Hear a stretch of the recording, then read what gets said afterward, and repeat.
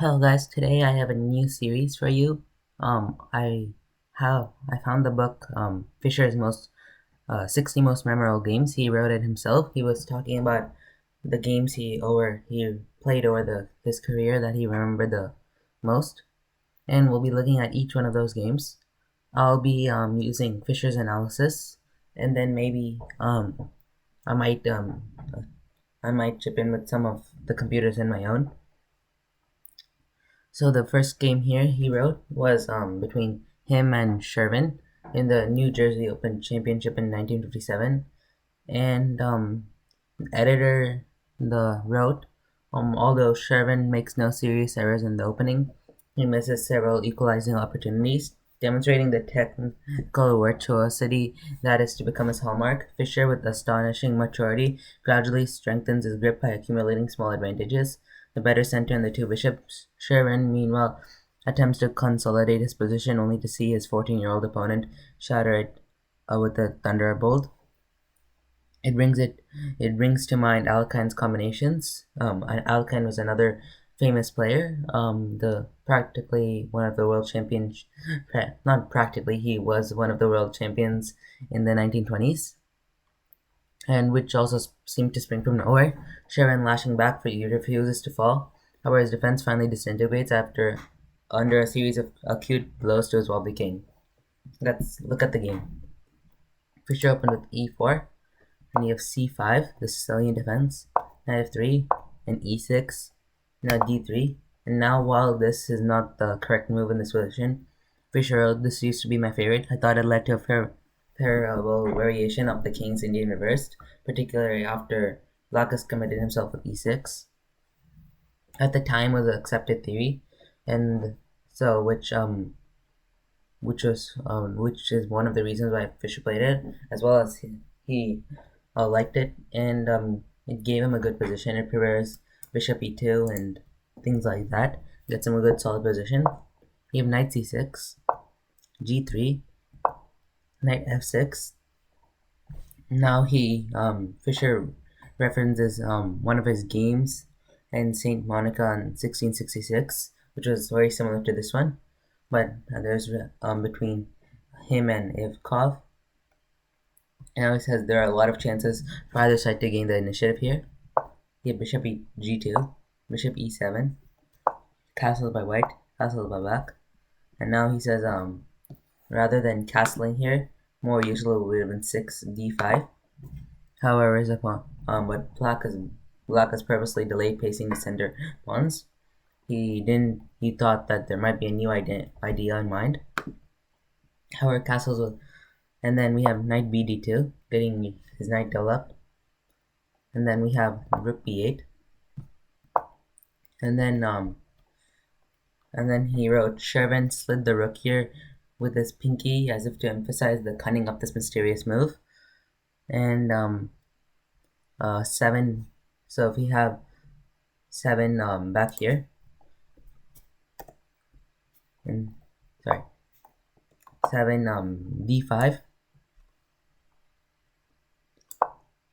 and then rook e1, and then this is all what he wrote in his book, b5. Then we have he said e5, knight d7, knight f1, b4, h4, a5, just getting space on the queen side. This didn't happen in the game. This is part of his analysis, and this is what he expected him to play. It led to some sharp double-edged play by black, but this wasn't what happened in the game. And rook b8 was played. However, this doesn't give too much of an advantage to white or to black. It just equalizes the position to an extent. Here, rook e1, d6, c3, and b6. And then d4, then queen c7. This was one of the things he marked as an inaccuracy. He said this leads to trouble. Black should strive for counterplay by opening the c file here, and something like c takes back here, something like c takes d4, c takes d4, something like that, and then bring this bishop over here and his rook to the open file. But that's what didn't happen. So e5 follows, knight d5, and this pretty much was a blunder. But he said the correct move in this position is d takes e5, and this would have allowed there be an equal game. But he said worse was knight d7, which would lead to more combinations.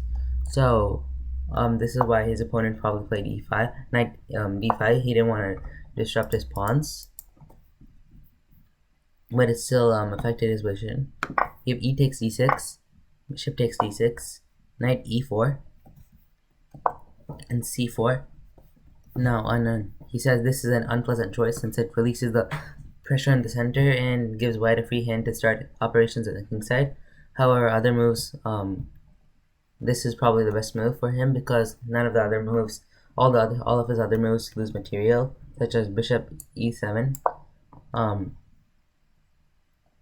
You have c4, and then knight f6, and then bishop f4. And now he'll lose his rook here. And then another line would be, another line in this position would be,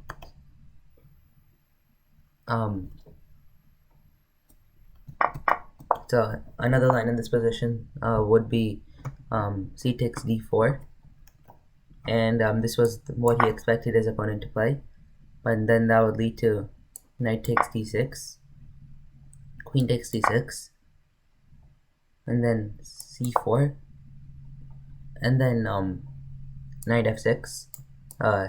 Keep in mind that this is just Fischer's analysis.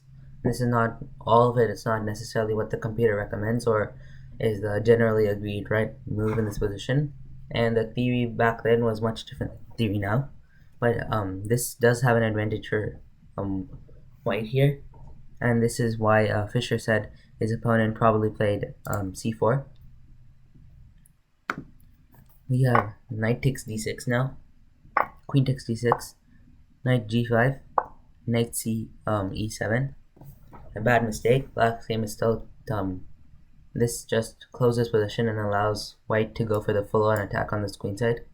You have queen c2, threatening checkmate on h7, and knight g6 on 16. He expected this to if his opponent had played f5, he wrote in his book. He said queen e2 just picks up a pawn. Had Sherwin seen what was coming though, he might have chosen to go 16 g6, and you'll see what's coming. So we have h4 preparing to kick the knight off, knight f6, and now we have a brilliant sack by Paul Morphy, knight takes h7, and then knight takes h7, h5, and now there's really nowhere for this knight to go. It did go to knight e7. We have bishop we have bishop f4, and that wins the rook. So that's why, not b3. That's why knight e7 was a blunder. So the in this position we had knight f6, allowing the capture.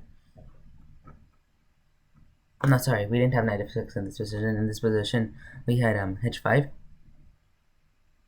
After h5, we had knight h4, which Sherwin thought doubled his opponent's pawns.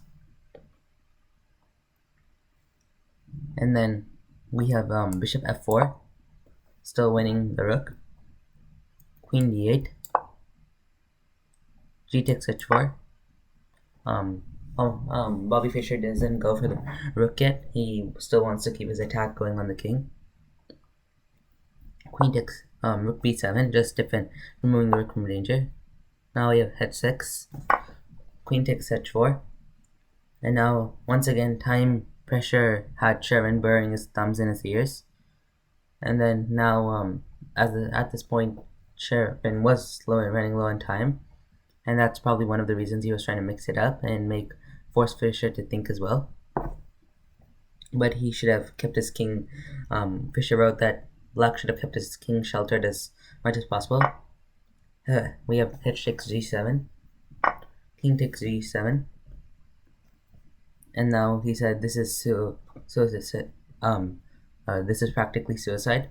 The last hope would have been rook d8, but now that hope is gone.